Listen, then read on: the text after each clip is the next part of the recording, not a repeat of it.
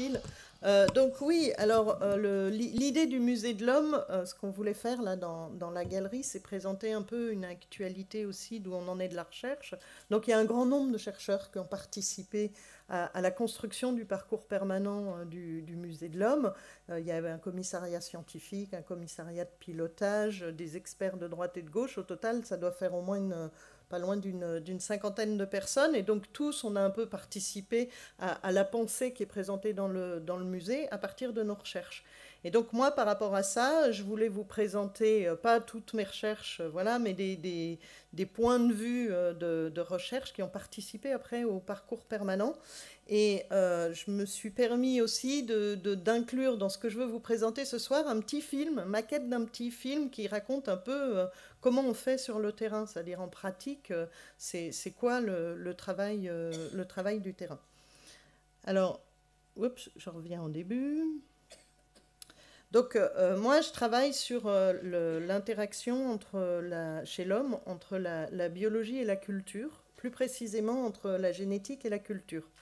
En fait, ça vient, l'idée de base, c'est que l'homme est un animal, donc comme tous les autres animaux, on résulte d'un processus d'évolution. On transmet nos gènes, on transmet de la biologie d'une génération à la suivante. Mais aussi, ce qui est particulier chez l'homme, c'est qu'on vit dans un univers culturel, on vit dans des sociétés, et qu'on transmet aussi des informations culturelles d'une génération à la suivante. Par exemple, on transmet sa langue, on transmet l'organisation sociale dans laquelle on vit. Et ce qui m'intéresse, je dirais, ce qui me trotte dans la tête depuis bientôt une vingtaine d'années, c'est d'essayer de comprendre comment ces deux facteurs, à la fois culturels et biologiques, jouent dans la diversité et dans l'évolution de l'homme. Pour paraphraser Edgar Morin, on est à la fois 100% biologique, 100% culturel et 100% social. Alors, ça, c'est les grandes idées. Et alors, en pratique, je vais vous présenter, j'ai développé plusieurs terrains de recherche, mais en pratique, je vais vous présenter celui qui me tient le plus à cœur, à savoir le travail de recherche en Asie centrale. Donc, je me suis permis de resituer l'Asie centrale, donc qui est, si on part d'ici et qu'on va toujours vers l'est, juste avant la Chine. Et on a commencé à travailler dans cet endroit du monde parce qu'un des traits culturels qui est le plus facile d'étudier, c'est la langue. Pour ceux qui ont visité le parcours du musée de l'homme, et ça faisait partie des points forts, on rappelle qu'il y a 7000 langues de parler sur la planète, il y en a qui disparaissent, d'autres qui augmentent. Et donc l'idée, c'était de voir qu'est-ce qui se passe quand on a des hommes qui parlent des langues très différentes, donc qui sont de familles linguistiques différentes, qu'est-ce qui se passe, en quoi ces différences culturelles vont jouer aussi sur les différences génétiques entre les populations, et notamment dans quelle mesure ça va limiter ou favoriser les échanges entre populations, soit de même langue, soit de langues différentes. Et donc, pour lancer ce type de projet, l'idée c'était de trouver un endroit du monde où il y avait des gens qui parlaient des familles de langues très différentes. Vous me direz, il y a plusieurs endroits sur la planète où c'est le cas, mais il se trouve que moi, en plus, l'Asie centrale, ça m'a toujours fait rêver. J'ai toujours rêvé, les mots Samarcande, Boukhara, la route de la soie ont toujours participé à mon imaginaire. Et donc, tant qu'à monter un projet de recherche, autant choisir en plus un endroit où on a envie d'aller. Parce que quand même, maintenant, ça fait 15 ans que j'y vais une fois ou deux par an, donc il vaut mieux aller dans des endroits où en plus on a envie d'aller. Alors donc dans cette région du monde, c'est un cas d'école. Parce qu'on a deux groupes de populations. On a des populations de langue indo-iranienne, c'est une sous-branche de l'indo-européen, et des populations de langue turquique. Et en plus, ces populations, elles sont différentes parce que certaines sont des agriculteurs, et d'autres sont des éleveurs nomades. Et en plus, ce qu'on appelle l'organisation sociale, elles sont différentes, avec des populations plutôt endogames, c'est-à-dire on se marie dans son village, et des populations plutôt exogames, c'est-à-dire en général, on va choisir une épouse dans un autre village, voire un peu plus loin. Et donc l'idée, c'est dans quelle mesure, vous voyez, ces différences qui sont culturelles, la langue, l'alimentation, l'organisation sociale, dans quelle mesure ça va jouer aussi sur l'évolution génétique, sur la diversité génétique des populations. Donc, c'est sûr que pour arriver à faire ça, il faut aller sur le terrain, il faut aller, on dit échantillonner, donc il faut ramasser des données, à la fois, bien sûr, des données culturelles, mais bien sûr des données biologiques, des données génétiques. Et donc là, ah oui, juste pour vous montrer, donc là, vous avez par exemple des éleveurs nomades au Kyrgyzstan. Donc on voit bien que c'est des éleveurs nomades. Et effectivement, les yourtes, comme celles que vous avez en haut, pour de vrai, ça existe. Et vous avez des populations plus, je dirais, de tradition plus d'agriculteurs, avec plutôt des marchés, bien sûr de l'agriculture, et des populations aussi très sédentarisées, citadines, comme par exemple ça c'est à Bukhara. Des marchés effectivement très riches avec beaucoup de denrées alimentaires. Pour ceux qui ne savent pas, l'Asie centrale, c'est de là d'où viennent l'abricot, les roses, les pommes. Enfin, c'est une zone d'origine de beaucoup de produits. Et donc là, ce que je vais vous présenter, c'est donc on a fait plein de campagnes d'échantillonnage, donc là en Ouzbékistan, au Kyrgyzstan, et là ce que je vais vous présenter, c'est au sud de la Sibérie, qui est aussi, où on a aussi des populations d'éleveurs nomades, des Kirghizes, comme au Kyrgyzstan. Et donc dans le cadre de nos projets, pour essayer de comprendre aussi l'histoire du peuplement, on est allé aussi dans ces régions-là. Alors, hop, pardon, pour la manip.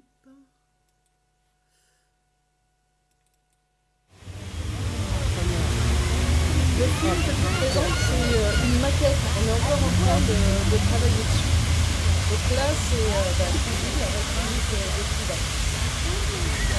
La toute début de mission passe par des démarches administratives. Donc au début, vous allez voir quelques démarches administratives.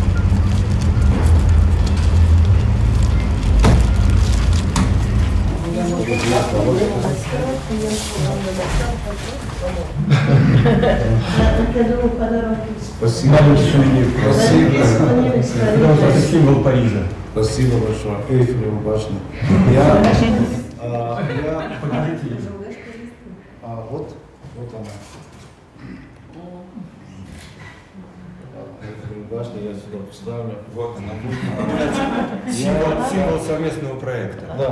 Я тоже со своей стороны хотел бы, да, вот, знать, да, вот, начинающее сотрудничество, да, вот, вместе вот Эйфелевой башни подарить такую фигурку. Тоже башня. Да, обелиска в Центральной Азии.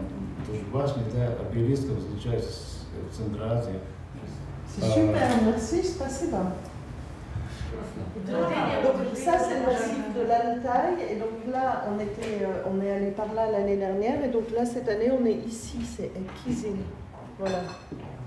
Et si tout se passe bien, on va longer par ici le bord entre la Russie et donc la Mongolie, pour après aller en Mongolie, ici à Rome.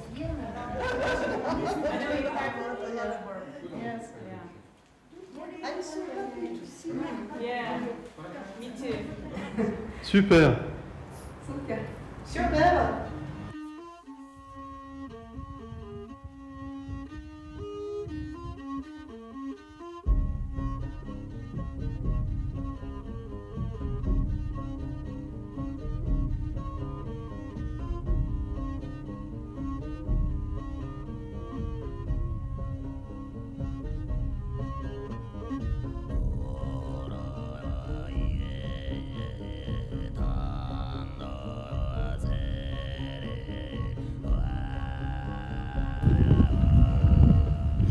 Il est kyrgyz. Ah d'accord. Donc il est secrétaire très gentil, il est mangouche. Donc on a donné des pistes et des téléphones et on commence à demander, regrouper les gens. On va dans le village. Mais on mange avant ici, c'est ça? C'était ça l'idée? Ici non, donc dans le village. Parce qu'ici simplement on a trouvé des pistes où aller. Dans les grandes villes comme ça, c'est une affaire, disons. Il y a des gens, on peut ramasser un après l'autre. Mais c'est mieux dans un village, mais je croyais qu'il fallait manger avant d'aller dans les villages. Donc Parce que dans les villages, on n'a peut-être pas à manger. Oui, on va demander, oui. Parce que tu as déjà mangé tes 3 graines de tournesol. J'ai oublié qu'il faut manger.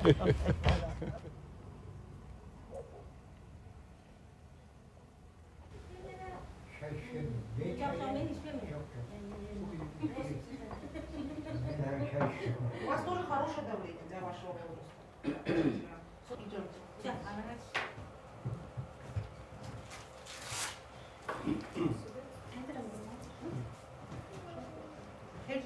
У вас артрит, да?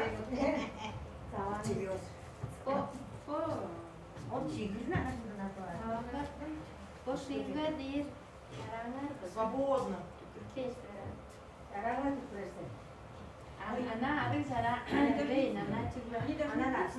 Alors, juste pour vous commenter, dans toutes les enquêtes, on fait toujours une enquête déjà de santé des gens, c'est-à-dire c'est un avantage les gens qui viennent. On travaille depuis 15 ans avec cette collègue ouzbek qui est médecin et qui en même temps demande, bien sûr, fait l'enquête de santé pour les gens s'ils ont besoin.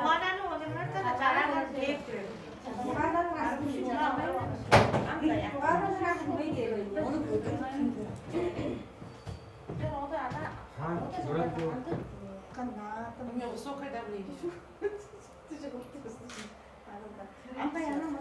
У вас почки здоровые? Почки не болят? Поясница. У меня почечная. Почечное давление мы все не боим.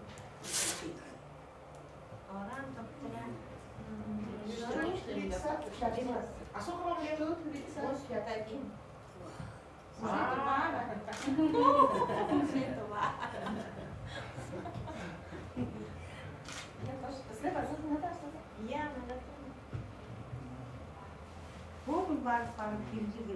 Муж придет? Муж не придет?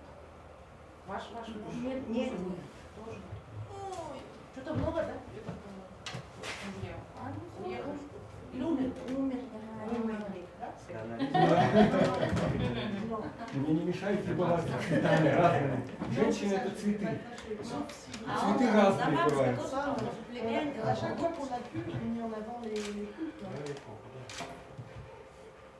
Хорошо. Хорошая бабушка. Хорошая.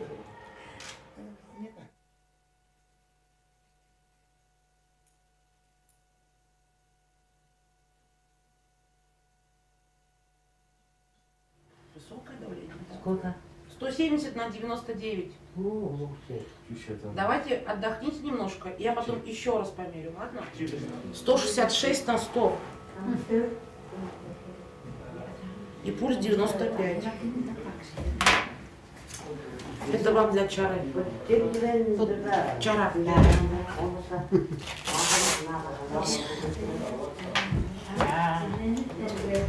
Пожалуйста. Нет, снимите. Туда взвешиваться будет.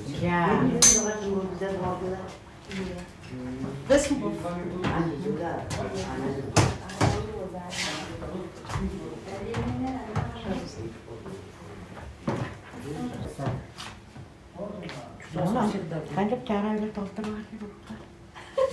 159 на 89. Это на ВС, да? Да. Не сломается? Нет, там. Не так. Вот так. Вот смотрите. Вот так же? Да. Вот.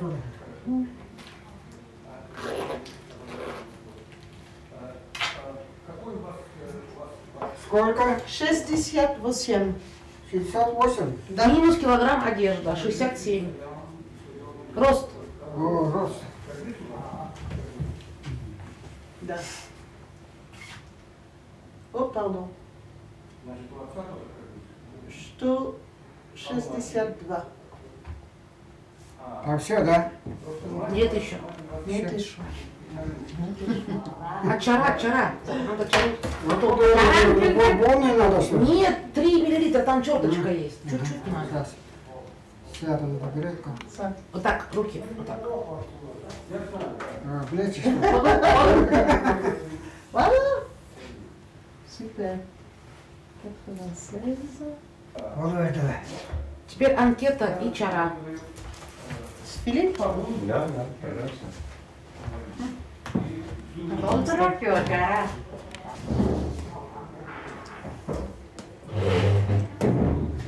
It's 62. Çoğaldaymış. And this one is 83. Juga kuat, 85. itu tuh ada. Oo, için.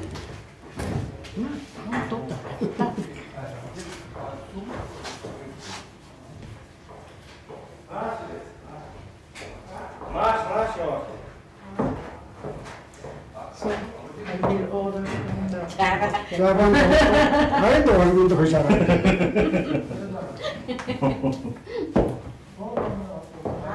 А кто из вас ответит на анкету? Вы? Les deux. Ça nous Oh, itu tuh ada kita nih. Спасибо. Анкету заполнили, да, анкету?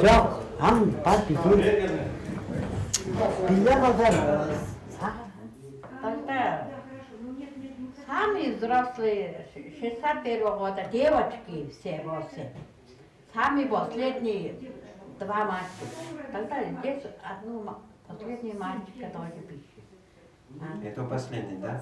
Это перепоследний. Передпоследний, да? А это последний сон. И начнем с первого точка. Ну ладно. Первый это сын, да? Старший Нет, это сын? старшая дочка. Старшая дочка. Да, какого Она года рождения? 61 года. А? 61. Дай, правильно. А там сын батюшка. Здесь живет? Ага, здесь живет. Родила тоже здесь, живет тоже. Муж откуда? Отсюда? Ее муж отсюда? Ага, отсюда, Кыргыз тоже. Киргиз.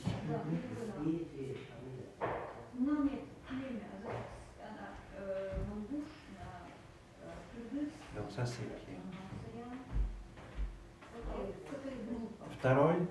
Второй, 62. Это сын или дочь? Нет, дочь. Дочь. 64 года. Дочь живет. Здесь живет? Ага, здесь живет. Муж отсюда? Отсюда тоже. Кыргыз.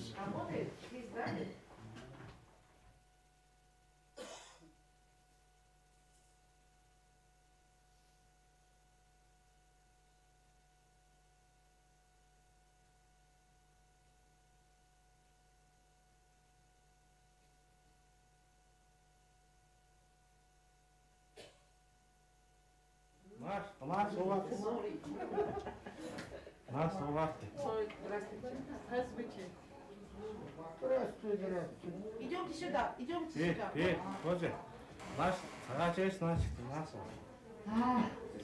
Год рождения. Gод рождения. 결승 애들. 결승질. 결승질. 34.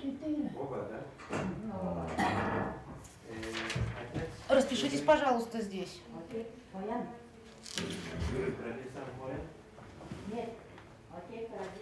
И вы. Вот здесь, вот тут. Вот тут, вот тут. Да.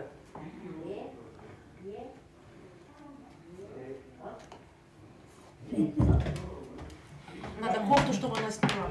Давление мерить. 중요해. 인이면 속옷 잡았나? давление 하나. 이는 쏘고 때 지금 도트는 발가 잡았더니 쏘에 발가 때는 도트는 잘했든 잘. Не, сама.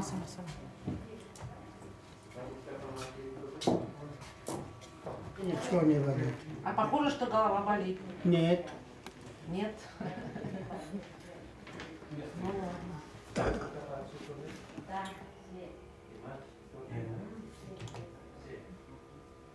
Руку расслабьте, вот так положите. Вот так, свободно. Не, вот так на стол. Вот так свободно положите. Вот.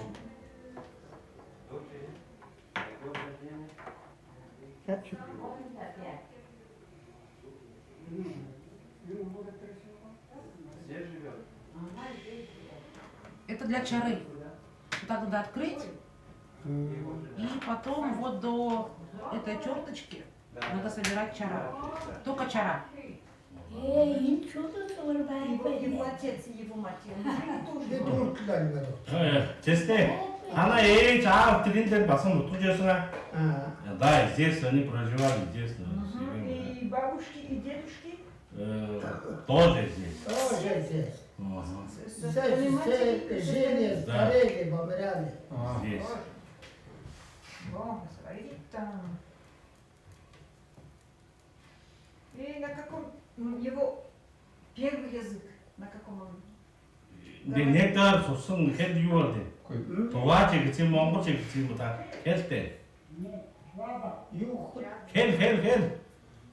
Хед. Монголар гитsin işte değil mi? Монгольский первый. Монгольский первый. Да, монгольский. Да, понятно. Ой, тот не comprend. Отец тоже по-монгольски. Автомасы монголар elde. И мать. Ешкамасы монголар тоже И монгол. ваши бабушки, дедушки? Тоже сам.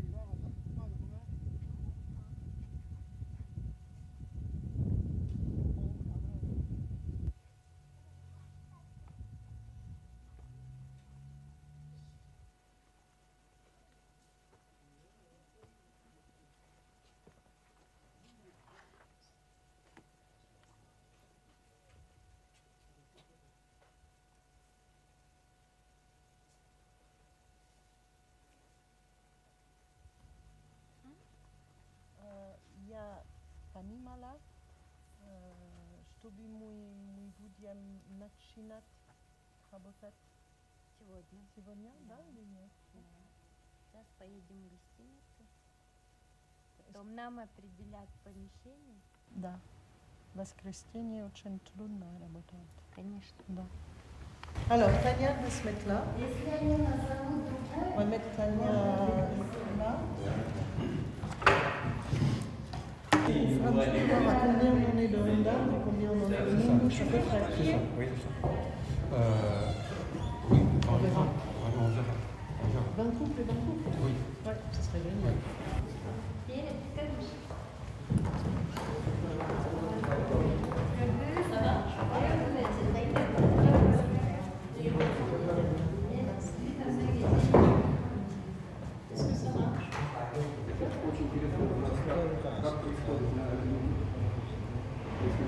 Его отец был из Хайрата.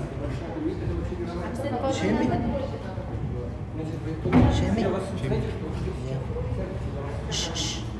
Шеми.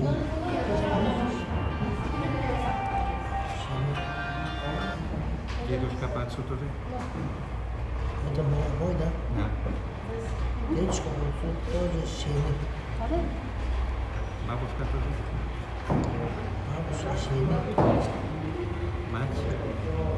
Мать Баяндала. Баяндала.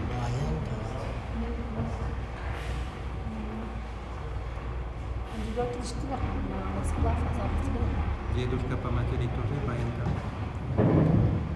Нет. Он Шахнагаш deyip Barun Demci. Barun Demci. Это ваш первый брат?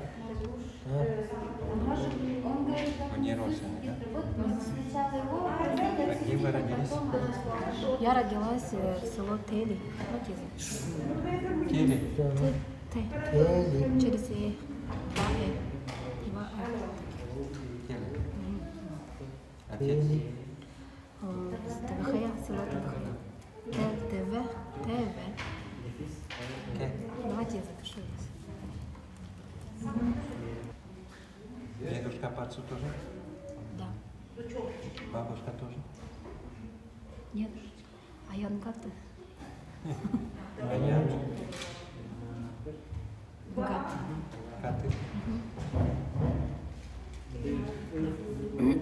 Мать. Тоже тебе.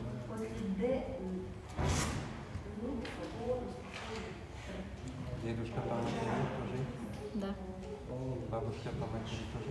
Да.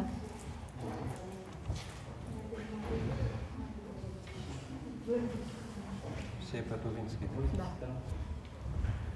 А ваш племянник? Таргын. Тарзин. По-отцовски линии. Отсюда? По-отцовски линии это Ундар. Ундар. Да.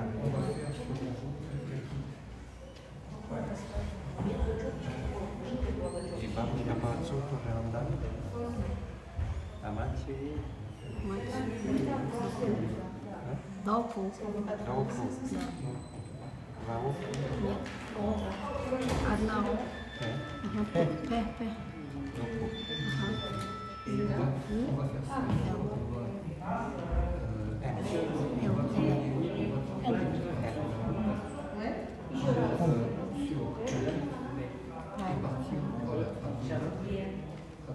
бабушка по матери тоже? Бабушка по матери. Т. Т. Т. Т. Г. Н.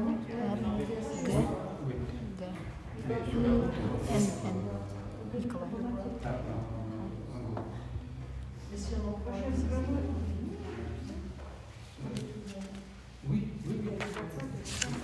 Значит, вы тоже он, да? Если это тоже. Сейчас можешь помочь. А, старый муж по женитьбе, да? Да, да.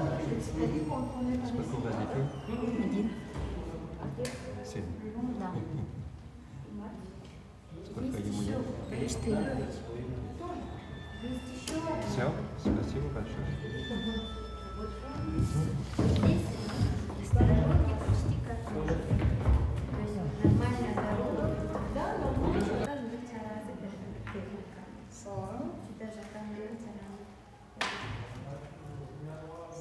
Спасибо.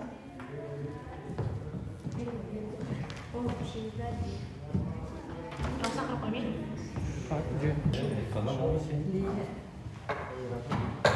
Коробочку.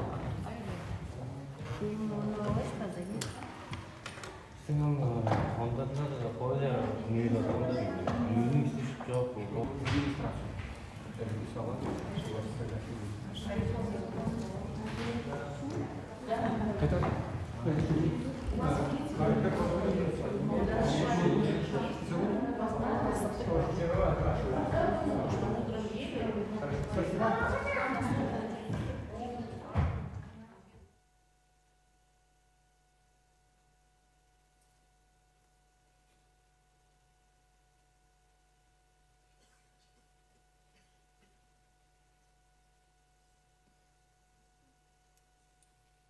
Donc voilà, c'est des exemples de comment on travaille sur sur le terrain. Donc en fait, on voit des gens, des fois, vous voyez, on a des gens jeunes, d'autres fois on a des gens plus âgés. Des fois on travaille dans des mairies, des fois on travaille dans des villages. Et donc à chaque fois sur le terrain, on récolte donc à la fois maintenant, avec la salive, on peut récolter l'ADN. On a fait aussi beaucoup de campagnes d'échantillonnage où on faisait avec du sang. On prenait 5 millilitres de sang.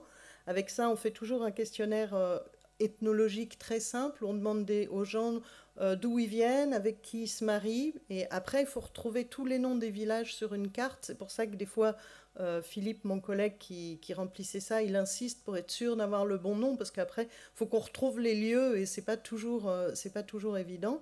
Et en plus, là, vous avez des exemples de sociétés qui sont dites patrilinéaires, donc pour lesquelles il y a une appartenance à des tribus, des clans et des lignages. C'est pour ça qu'on pose des questions sur savoir de quel clan vous êtes. Parce que, par exemple, dans la région du Kyrgyzstan ou aussi de la Karakalpaki, on a pu voir que c'était vraiment important pour les gens et que ça avait des conséquences aussi sur la diversité génétique des populations. Et donc, si on revient là sur les deux groupes contrastés, sur la langue, qu'est-ce qu'on a trouvé? On a trouvé qu'effectivement, on est dans une zone du monde où la langue est très importante pour le mariage. C'est-à-dire, on est dans une zone du monde où, schématiquement, on préfère se marier loin avec quelqu'un qui parle la même langue plutôt que de se marier près avec quelqu'un qui parle une langue différente. C'est assez rare. En général, dans la plupart des populations humaines, on trouve que les gens préfèrent tout simplement se marier avec les gens du village d'à côté. On dit qu'on a des mariages de proche en proche. Dans cette zone du monde, ça n'est pas du tout gênant de choisir un époux à 50, 100, 500 km du moment qu'il parle la même langue. Donc on est dans une zone du monde où effectivement la langue joue sur la diversité génétique. Quand on est de même langue, on est plus proche génétiquement, et quand on est de langues différentes, on est plus différent génétiquement. Donc ça, c'est pour la langue. En même temps, on a fait aussi d'autres enquêtes, cette fois-ci sur l'alimentation, où là, on trouve des différences d'alimentation, mais on trouve surtout que les éleveurs nomades, traditionnellement, ont une alimentation plus riche en produits laitiers et en viande, alors que les agriculteurs... Ah oui, c'est du franglais, ma présentation, pardon. Alors que les agriculteurs, eux, ont une consommation très riche en céréales. Et donc, le fait d'avoir des alimentations différentes depuis plusieurs milliers d'années, ça change, entre guillemets, aussi les gènes. Et que notamment, chez les éleveurs nomades sont plus adaptés à une consommation en produits laitiers et en viande, ce qui fait qu'à l'heure actuelle, avec la transition alimentaire, un peu la junk food, trop riche en gras et en sucre, les éleveurs nomades ont 2 fois plus de risques d'avoir du diabète que les gens de tradition d'agriculteurs, étant donné que les populations de tradition d'agriculteurs, suite à la transition néolithique il y a plusieurs milliers d'années, se sont mis à manger des céréales. Les céréales, c'est des carbohydrates, donc c'est du sucre.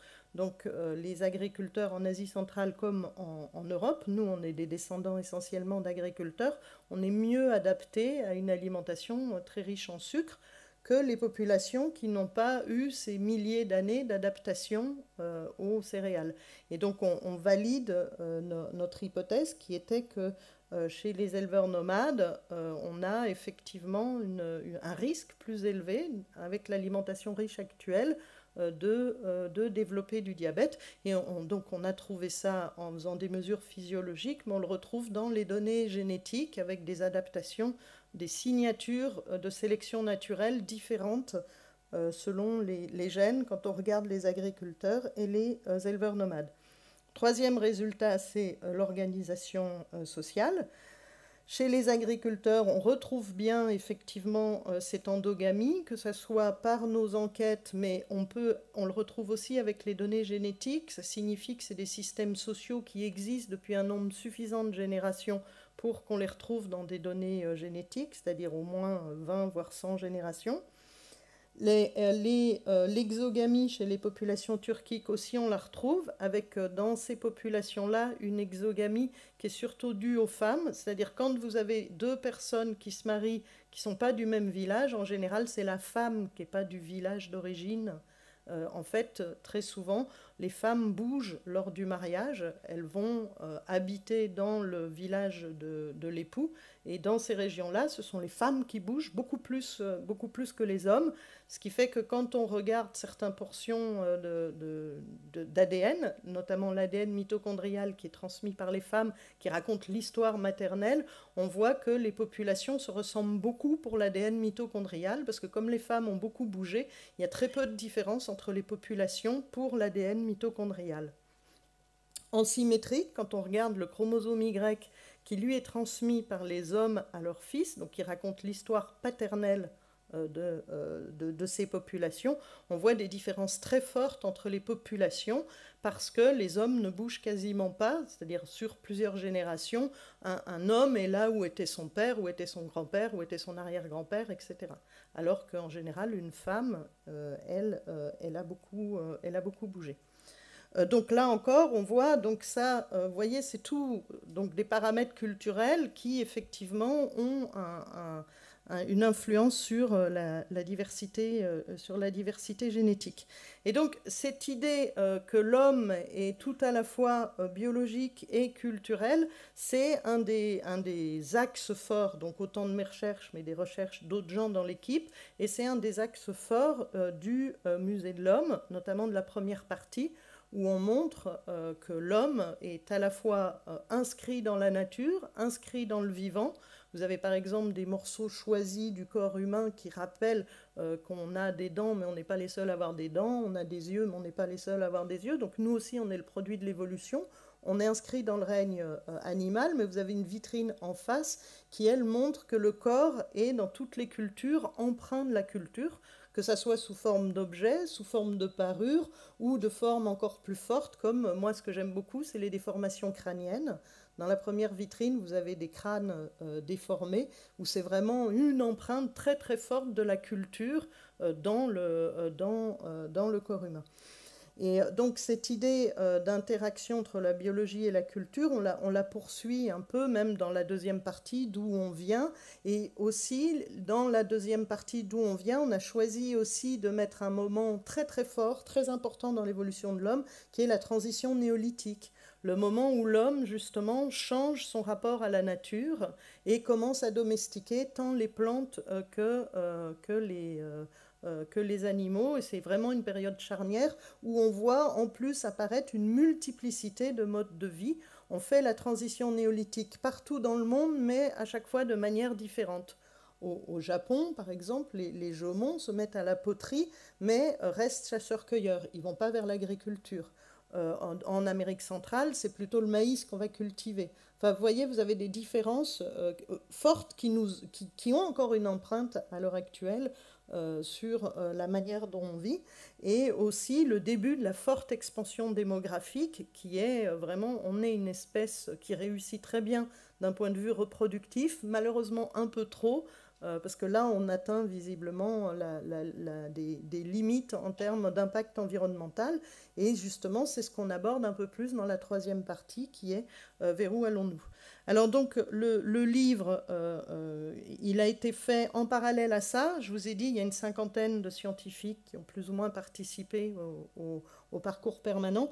Et l'idée, c'était de réunir un peu tout ce jus de cerveau, quoi, quand même, parce qu'on n'a pas pu tout mettre dans l'expo. Il y a plein de choses qui passent pas en muséo, par exemple. Il n'y a pas beaucoup de génétique dans la muséo, parce que, alors, franchement, présenter de l'ADN, c'est nul, quoi. Ça n'a aucun intérêt, c'est pas beau. Enfin, voilà. On travaille dans des disciplines qui ne sont pas très faciles à muséographier, mais néanmoins, il y a beaucoup de pensées qui sont issues des recherches génétiques. Et donc l'idée, c'était de faire un livre où, en fait, j'ai demandé à chacun des auteurs, je lui ai demandé de répondre à une question en 2 pages. Donc voilà, c'était ça le challenge. Donc là, vous voyez, il y a beaucoup d'auteurs. Et donc là, ça reprend bien sûr le parcours de l'exposition. Qui sommes-nous, d'où venons-nous et où allons-nous? Et donc j'ai pris il y a donc une 60aine d'auteurs. Et voyez, donc c'est des questions. L'homme est-il une espèce évoluée comme une autre? Ou bien sûr la réponse est non, mais pourquoi on arrive à dire ça? Donc ça, c'est moi qui ai quand même écrit un article dedans, comment la culture agit sur notre évolution. Et on a aussi des participations absolument extraordinaires, notamment pour ceux qui connaissent un peu l'ethnologie ou l'anthropologie de la parenté, de Maurice Godelier, qui lui a eu droit exceptionnellement non pas à 2 pages, mais à 4 pages, et qui a fait plusieurs articles, un article sur la parenté et un article sur la mort, et un troisième, j'ai un trou de mémoire, et qui a participé aussi à cet ouvrage pour expliquer les manières de vivre à travers le monde. Ça, par exemple, on le voit un peu dans un des dispositifs multimédia. C'est la 3e vitrine au début, où on rappelle que l'homme est un être de lien, qu'on vit tous en société et qu'on produit de la société.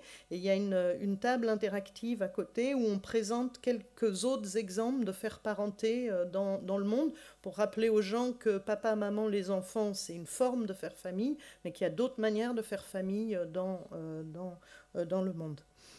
Il y a bien sûr l'idée de rappeler qu'on a tous des ancêtres communs, même certains qui ne le souhaitent pas tant que ça. Et donc ça, voilà, il y a pas mal de dispositifs. Il y a aussi, là, donc on a pu demander à des très grands neuroscientifiques aussi de participer.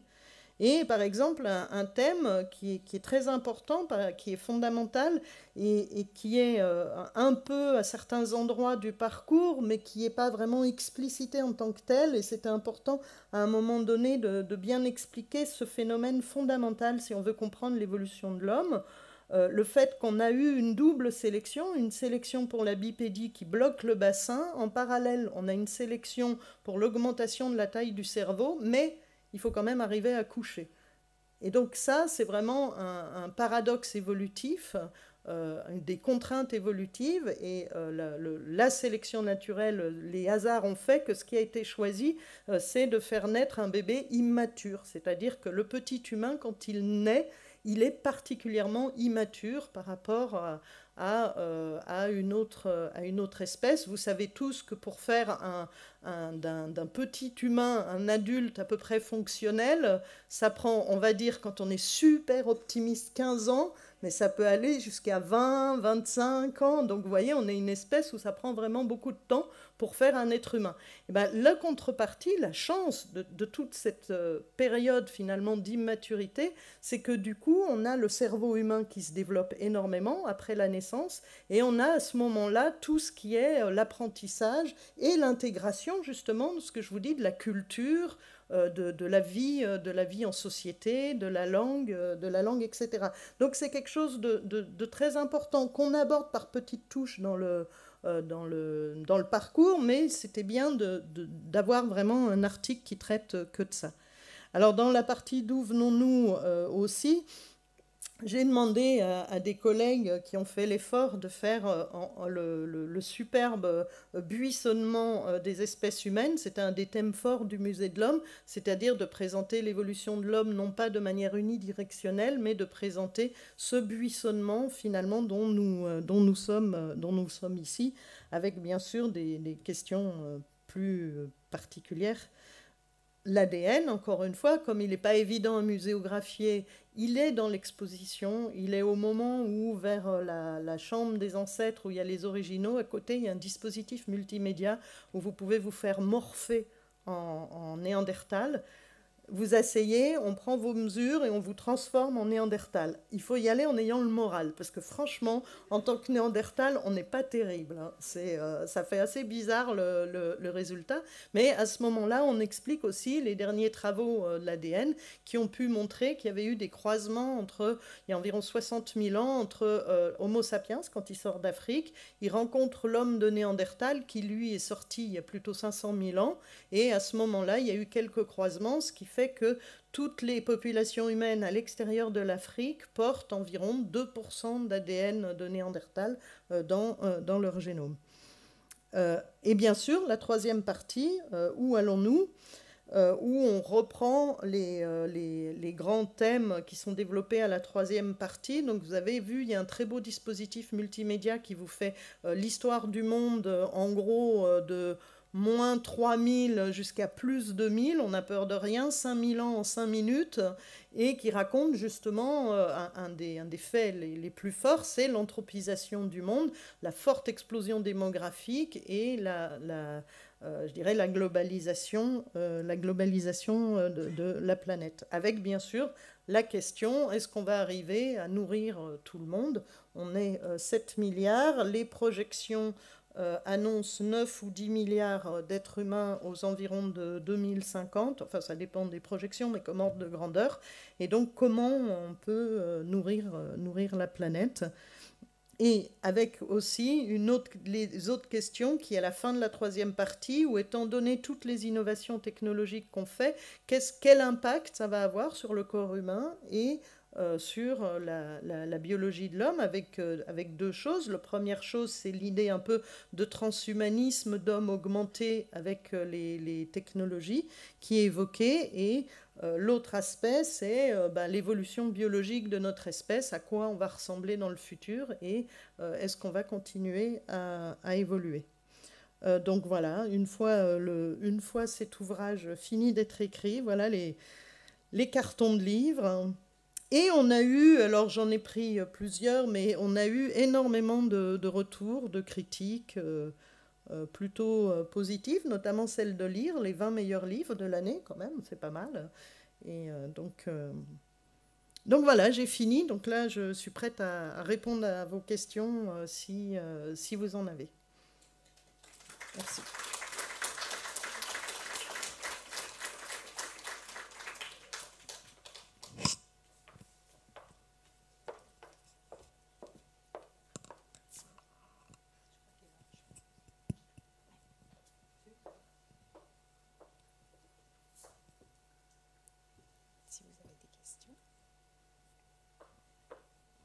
Oui, je ne suis pas du tout familiarisé avec votre discipline. Je voulais juste savoir, pour vos enquêtes de terrain, là, vous avez parlé d'échantillonnage.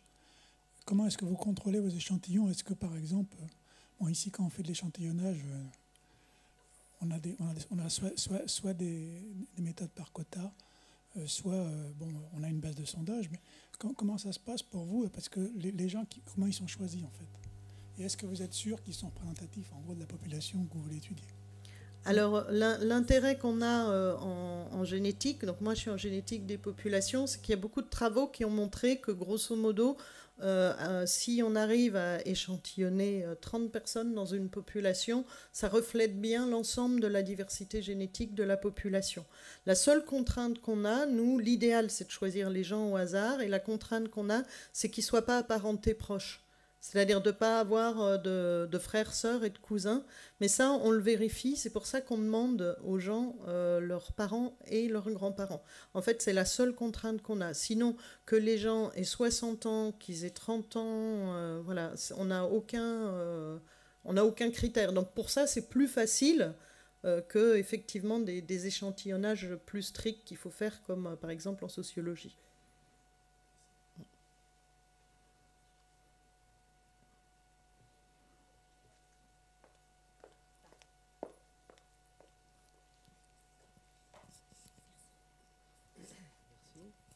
Bonsoir. Est-ce que ce type de travaux ne peut pas être également fait en France contemporaine, par exemple? Alors, en fait, quand on a commencé nos programmes de recherche, je dirais, dans les années 2000, ça valait pas le coup. On n'avait pas encore une finesse de données génétiques pour voir des différences fortes à l'échelle européenne et encore moins à l'échelle française, ce qui n'est plus le cas maintenant.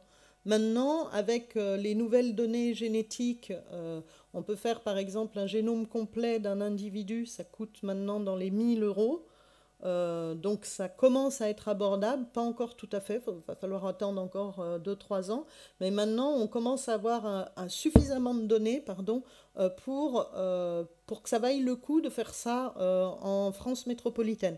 Ça a été fait en Angleterre. Ça a été fait, je crois, au Danemark. Donc maintenant, on est à des niveaux de finesse des données génétiques pour pouvoir le faire, et on est plusieurs équipes à réfléchir si on ne va pas monter un projet comme ça en France.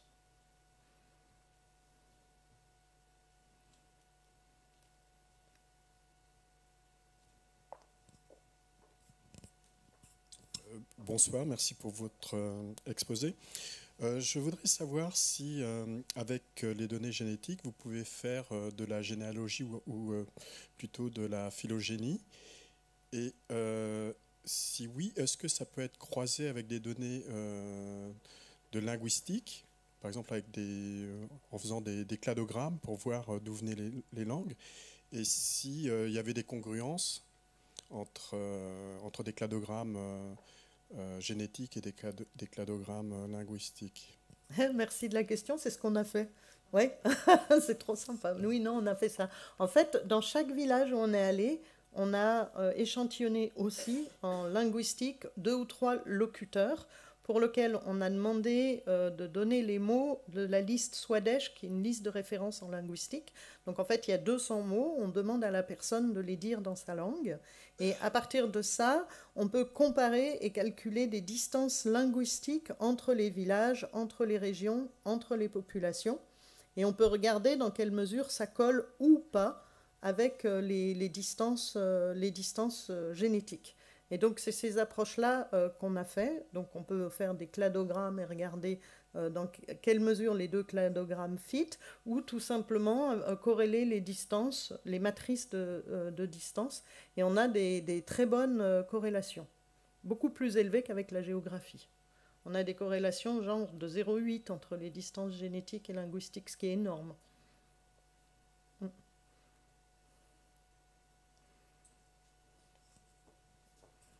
J'ai encore une question, mais c'est la dernière. On sait que Néandertal avait un groupe frère que sont les Dénossiviens. Oui, c'est ça. Et je voudrais savoir si dans les gènes que vous avez pu séquencer autour de l'Altaï, enfin dans vos terrains d'élection, si vous avez retrouvé quelques gènes de Dénisoviens. On ne l'a pas encore fait, ça fait partie des choses qu'on veut faire cette année, effectivement. Ça fait, ben oui, parce que c'est une question super intéressante, et de comparer les différentes populations et voir si certaines ont plus ou moins de gènes de Denisoviens. Vous devriez venir au labo. Hein.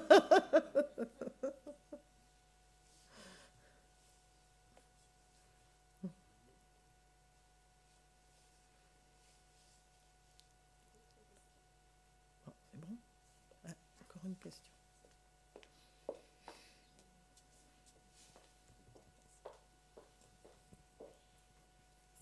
C'est moins une question que j'ai rapporté une discussion d'hier soir avec un groupe d'amis, nous dînions ensemble.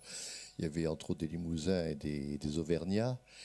Et j'ai raconté que mon père, qui était du sud du Périgord, et travaillait en Haute-Vienne, discutait avec les paysans de la Haute-Vienne en patois, et avec quelques différences, mais ils se comprenaient très bien.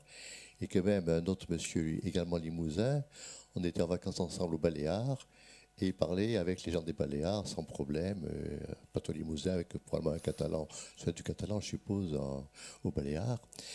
Et à côté, il y avait également donc des Auvergnats qui m'ont raconté qu'entre deux vallées proches, les langues étaient complètement différentes. Alors qu'ils habitaient à quelques kilomètres, mais il y avait un col à passer entre eux. Donc on parlait tout à l'heure des recherches en France, il y a effectivement un terrain extrêmement intéressant à étudier. Oui.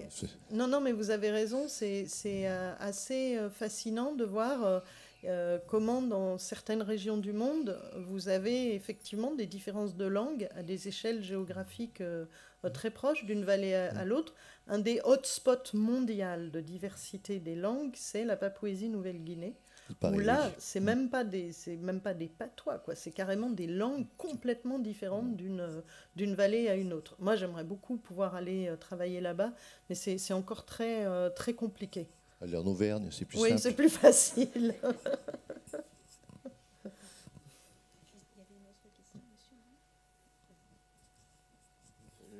Bonjour, je ne sais pas si ça s'adresse à vous.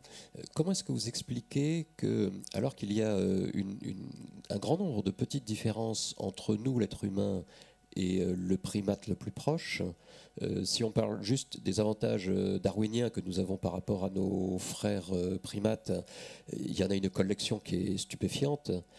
Comment est-ce que vous expliquez que nous soyons sur un plan temporel aussi proches, puisque chacune de ces petites différences correspond à une mutation, un petit embranchement? Vous voulez dire qu'en fait on se ressemble beaucoup génétiquement alors qu'on est assez différent en termes de ce qu'on est comme espèce, c'est ça votre question plutôt?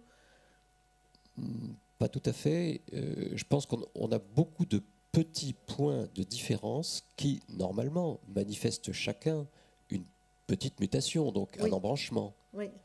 Bon, pour que toutes ces mutations se produisent, il faut un certain temps, entre guillemets, que je ne sais pas dater évidemment. Comment se fait-il que nous soyons sur une échelle temporelle aussi proches? En fait, ce qui se passe, c'est qu'il y a beaucoup de mutations qui apparaissent et il y en a très peu qui se fixent et qui donc vont faire des différences entre les espèces et même entre les populations, etc. Donc en fait, la limitation, ce n'est pas le nombre de mutations, il y en a énormément. Chaque être humain, il porte 70 nouvelles mutations que personne d'autre ne portait avant. Donc si vous prenez 7 milliards, enfin bon, voilà, mais multiplié par 70, ça fait un nombre vertigineux de mutations qui apparaissent.